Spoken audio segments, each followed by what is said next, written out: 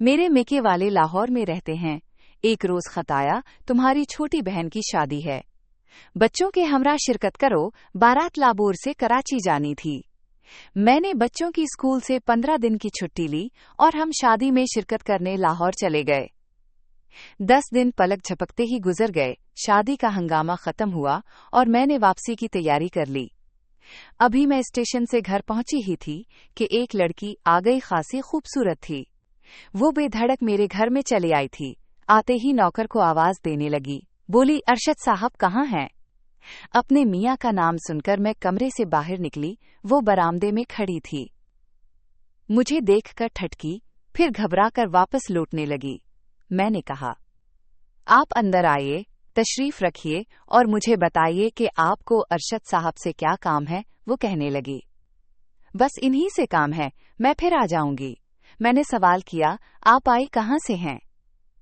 अपना नाम तो बता जाएं, मैं उन्हें क्या बताऊं कि कौन आया था?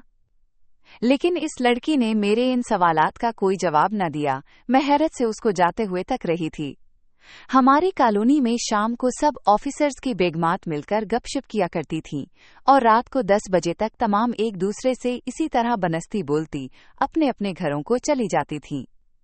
हमारी जिंदगी बड़ी शहाना, हुसैन और दिलकश थी।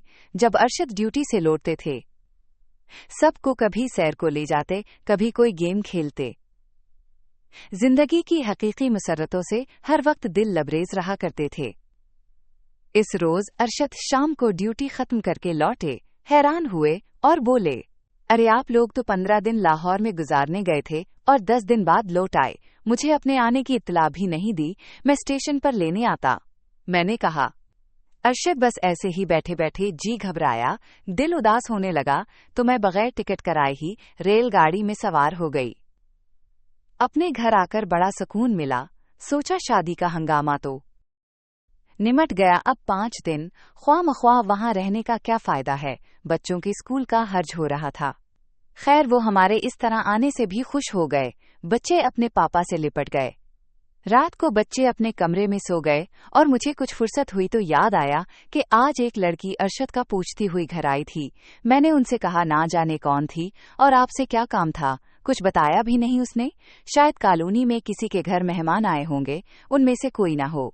4 दिन गुजरे। एक सुबह अरशद ड्यूटी पर जाने के लिए निकले ही थे कि वो फिर आ गई। आते ही सवाल किया, अरशद साहब क्या चले गए? मुझे उनसे मिलना था। मैं उस वक्त गेट पर खड़ी थी, क्योंकि मैं हमेशा अरशद को गेट पर अलविदा कर खुद गेट बंद करती थी। मैंने उस रोज भी पूछा कि आप कौन हैं और किसके घर से हैं और आपको अरशद से क्या काम है, लेकिन आपने मुझे कुछ बताया नहीं। लड़की ने उन सवालात का जवाब देने के बजाय सिर्फ इतना कहा, मैं चलती हूँ, मुझे जल्दी है, और वो गेट ही से वापस चली गई। अब मैं कुछ शिशोपंज में पड़ गई। आखिर ये कौन है? इसको मेरे खाविंद से क्या काम है? नाम भी नहीं बताती। मैंने समझा कि मेरे खाविंद ऑफिसर हैं और ये जरूरतमंद होगी, कोई काम होगा, किसी मुश्किल में गिरफ्तार होगी, मुझे बताना नहीं चाहती होगी। रात को मैंने अरशद से उसका जिक्र किया तो वो कहने लगे, मेरी जान आप भी कमाल की हैं, हमेशा अधूरी बात करती हैं। कम से कम इससे मालूम तो क्या होता कि वो किस घर से आई थी। अच्छा, आज मैं सुबह ही शिफ्ट में जाकर पूछूंगा कि मेहमान किसके यहाँ आए हुए हैं। दिन के 2 बजे अरशद ने आकर खाना खाया और खुद ही मुझे बताया कि मैंने तो सबसे पूछ लिया है कि आपके घर कोई मेहमान तो नहीं आए, मगर किसी ने भी हाँ में जवाब नहीं दिया। शायद वो कहीं बाहर से आई होगी। खैर अब आए तो नाम मालूम कर लेना। इसके बाद काफी दिन गुजर गए और मैं इस लड़की को भूल गई कि एक दिन वो अचानक दोपहर को फिर आ गई। इस रोज मेरे शौहर शहर से बाहर किसी काम से गए थे और ड्यूटी पर भी नहीं गए थे। मैंने अपने बेटे को इशारा किया कि जाकर गेट को ताला लगा दो। उसने आते ही सवाल किया, अरशद साहब कहाँ गए और कब आएंगे? इस बार मैंने कुछ दरिश्ती से कहा, जब तक मुझे अपना नाम पता नहीं बताओगी मैं तुम्हें कुछ न बताऊंगी। इस पर वो वापस जाने लगी, लेकिन गेट पर ताला देखकर परेशान हो गई। अब मेरी बारी थी। मैंने कहा, तुम जानती हो मैं कौन हूँ? मैं अरशद की बीवी हूँ और ये घर जहाँ तुम खड़ी हो मेरा है। आखिर तुम्हें अरशद से क्या काम है? आखिर तुम क्या चाहती हो? वो बोली, मैं सिर्फ अरशद साहब से मिलना चाहती हूँ, काम भी उन्हीं को बताऊंगी। आखिर किया कौन सा जरूरी काम है जो मुझसे राज बनाकर छुपा रही है? ये अपने खावन से पूछना कि मैं कौन हूं और मुझको इनसे क्या काम है, मैंने कहा। मैंने उनसे पूछा था, लेकिन वो तुमको जानते नहीं हैं तो क्या बताएंगे, कहने लगी। वो मुझे जानते हैं और बहुत अच्छी तरह जानते हैं। मैंने कहा, बकवास न करो। यूं घर में चली आती हो जैसे तुम्हारा घर हो, फिर मुझको परेशान करके चली जाती हो। आज तो मैं गेट नहीं खोलूंगी जब तक कि मुझको तुम असल बात नहीं बताओगी। वो गुस्सा में लाल पीली हो गई।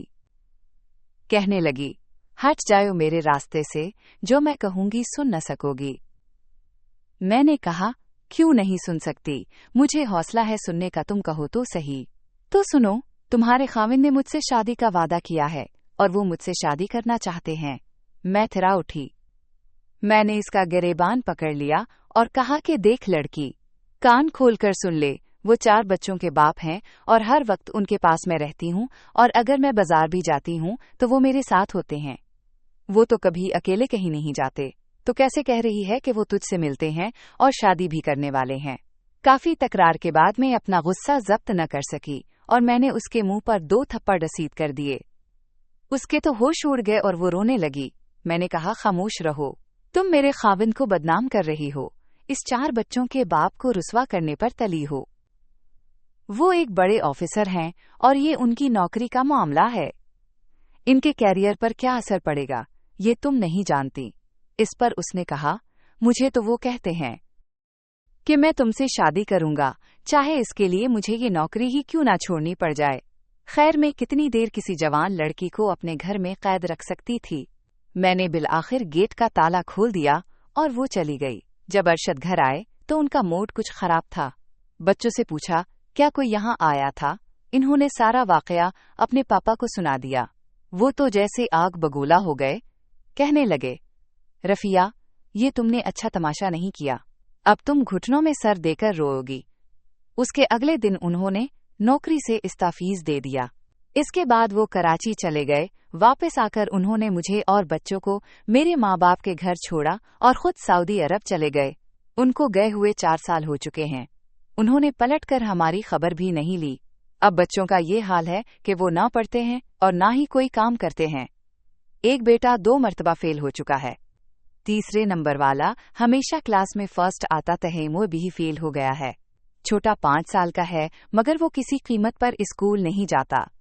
मैं बहुत बीमार रहने लगी हूँ। अरशद को सऊदी अरब खत लिख लिख कर थक गई हूँ, कोई जवाब नहीं दिया। अल्लाह का शुक्र है कि मुझे उन्होंने अभी तक तलाक नहीं दी, लेकिन अब तक मुझे ये पता नहीं चला कि वो लड़की कौन थी और जो कहती थी सच कहती थी या गलत। और ये कि अरशद ने उससे दूसरी शादी तो नहीं कर ली।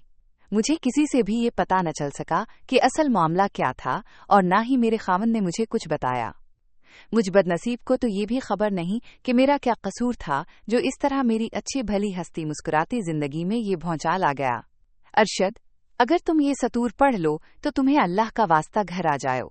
मेरा कसूर अगर कोई है तो माफ कर दो। तुम्हारे बच्चे जो आलीज स्कूलों में तालीम पा रहे थे, अब गलियों के आवारा लड़कों के साथ तमाम वक्त लड़ते भड़ते और खेलते हैं।